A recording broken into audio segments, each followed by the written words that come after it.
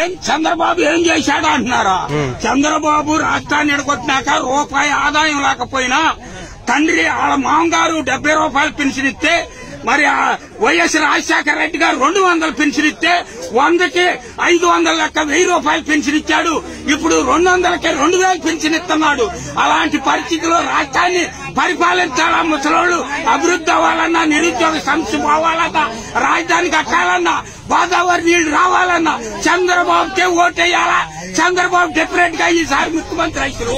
అందుకు మీరేం డౌట్ పడాల్సిన పని లేదు. మీకు గౌరవం కూడా తీసుకొచ్చాడా? అవును. మాకు నా కోడలు ఇదివరకు మావయ్య అని కూడా పిలిచేది కాదు. నాకు మొన్న 3000 పెన్షన్ ఇచ్చిన కాడ నుంచి మావయ్య గారు ఈ చిన్న మనోడు అర్థంగా నీ కోతులేనే ఉండవు కనుక నీకు తిరగలేదు మావయ్య అంటాడు. అది మా చంద్రబాబు గారి పుణ్యమే. అది మా చంద్రబాబు గారు మా కుటుంబాన్ని మారుతున్నారని మా రాష్ట్రాన్ని ప్రతి పల్లెకి సిమెంట్ రోడ్లు పోసేసాడండి.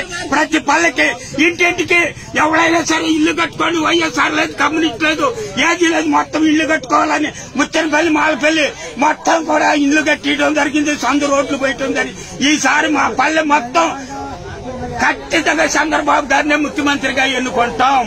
అది వార్తావాణి న్యూస్ ఛానల్ ఎప్పటికప్పుడు రాజకీయ, సినీ విశేషాలు, స్పోర్ట్స్ మరియు సాంకేతిక పరమైన మరెన్నో విషయాలను మన ముందుకు తెస్తుంది. మరింత సమాచారం కొరకు వార్తావాణి న్యూస్ ఛానల్ ని సబ్స్క్రైబ్ చేయండి.